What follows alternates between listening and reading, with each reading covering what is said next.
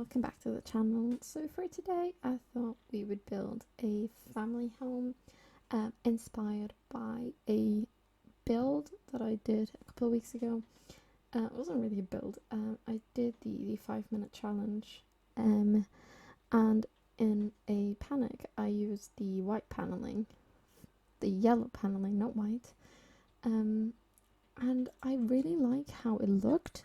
So it kind of gave me some inspiration. So instead of me just running through the build, because I never know what to say, um, I'm just gonna do like a little story time. Basically, a little background. I love pets. I love cats. Cats are my life. And I moved to the UK. I had 2 pets at home, and I moved to the UK, and I can have pets. I was in student halls and they didn't allow pets, and now that I've moved to private renting, my landlord isn't. He's not fast. Technically, the contract says I can't have pets, but he doesn't mind. So, a couple of months back, I would say about end of December, my neighbor has 2 cats and they're very lovely. And one of her cats, he's older, he's male. Um, he was never inside. I started noticing he was always out. So I started letting him in and feeding him and stuff. And he kind of just started chilling at my house, hanging around. And it was really nice. I started getting really attached to this cat until January. I'll put some pictures up on the screen so you can see how adorable he is. He's very, very nice. He's honestly the cutest thing. I'll try not to cover too much of the build because some of you might not be interested, but so I started letting him inside, and back in maybe mid-January, he had practically moved in, really. Um, so it was nice to finally have pets again. It was really lovely, and he's really lovely. So it was, best of both worlds. He's quite an old cat. He's about 12, so you know he's old, but he's still very cute. He's still very energetic, so that's good. And back in January, he started throwing up in my house, which was very scary, very upsetting. I didn't know what to do. So I called his owner, because technically I'm not his owner. I called his owner and I told her, look, he's been throwing up. I don't know what to do. I think you should go to the vets. And she basically said, no, if you want to take him to the vets, you can, but I'm not gonna take him. Last time I took him, I had to pay £600 to have him looked at. And it kind of broke my heart a little bit, like, he is the sweetest little man, and the person that's meant to look after him basically discarded him just because he was a bit ill. It was really something. So I basically just, I I didn't know what to do. I didn't want to call the vets because I don't know if it's legal or not. Because he's not my cat. I don't know if the vets were gonna treat him. I shouldn't have to be put in this position because his owner didn't want to take care of him. I don't mind feeding him and stuff, but taking him to the vets is, it's a bit of a different responsibility.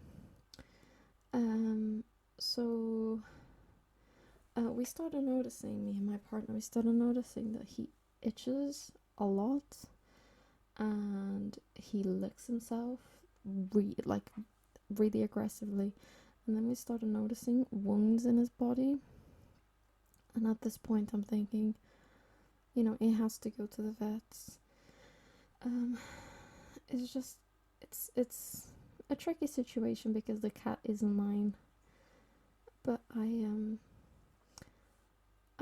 I decided to take him. He's going tomorrow. Um, we're I'm looking forward to it because I'm just I'm so attached to him, and he's constantly in my mind.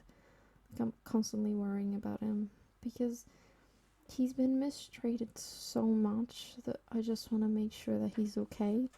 He's quite old, so I just want to make sure that he's okay for the time that he has left. It's quite sad to say, but I just want to make sure that he is okay, whilst he's still here. So we're taking him to the vets tomorrow, which is scary because we don't know what's wrong with him. It could be anything. And I'm so attached to this cat, you would think I had him for years, and he's been here for about 3 months. But yeah, we're taking him to the vets tomorrow. Scary, but also it's gonna be like a peace of mind. Even if it's something bad, at least we'll know what's wrong. So yeah, it's yeah. I just wanted to talk about him, because he's the cutest little man. He is always by my side. Like when I go pee, he will follow me to the bathroom and sit by the door just to make sure I'm okay. That's how sweet he is, and he's been so mistreated that I don't understand how people can get pets and then not take care of them. Taking care of a pet is a lot more than just feeding them. She would never let him in, very rarely. She she would feed him and then just put him out. She has another cat that would hiss at him, and you could tell that the cat made him uncomfortable, which is very sad. But yeah, so he's been staying here and he's doing great. We gave him some flea medicine because we think that he hadn't been defleed for so long, and that's probably why he was itching so much, but we're not sure. He's been doing a bit better, but it might just be we gave him medicine and it's having a placebo effect on me, like I think he's doing better because I gave him the medicine. But yeah, I'm very relieved that we're taking him tomorrow. Even if it's bad news, we'll know what's wrong and hopefully we can fix it. Yeah, but anyway, back to the build. I had a couple of things to say. I had so many bugs with this build. It was kind of crazy. First, I moved in a sim here because I wanted to play test the kitchen just to make sure it was working. And then I wasn't really worried about budget, so I wasn't paying attention. And then when I tried to do the money cheat, it wouldn't work. It wouldn't work. I had to restart my game. And then, as you saw earlier, I was trying to place walls, and it was showing that they were placed, but it wasn't showing me the actual walls. It was just like this weird shadow. So that was weird. So this is the money cheat not working. And then I don't think I restarted my game. I just evicted the household. So I didn't play test this bedroom. It might be a tight squeeze from the next to the sofa to the bed. But I think they can still get in. But I haven't play tested that. Sorry. This house is a family home, like I said. It's a very small kitchen. Um, Not a lot of dining room space. There is a table outside, so they will sit down, but um, they have there's three bedrooms. There's the parents, and then there's this bedroom. I designed it for two um teenagers, but I suppose you can do some minor changes and have two children or a teenager and a child. And then there's a toddler room. Um, I think it turned out really nice. I quite liked it. Obviously, I wanted to use the bunk beds because they just came out fairly recently. It's kind of disappointing that you can't put anything underneath them, the lofted ones, the ones that only have the top bunk. But what can you do, hey? Hopefully they'll fix it. Um, and yeah, so this room has like two different personalities, or I try to make it have two different personalities. One is more like a sportsy sim, and the other one is more into arts. So I put a couple of like sports posters and sports cutlery. Clutter. I meant clutter, not cutlery. Sorry. And the other one is more artsy, so I put an easel and a guitar. And then for the toddler's bedroom, I wanted to make it very gender neutral, so like oranges and greens and blues. Um, but then I didn't like how orange it was, so I changed it to like this blue and burgundy color, I guess. And yeah, just a bunch of toys. Um, and that's pretty much the build. Yeah.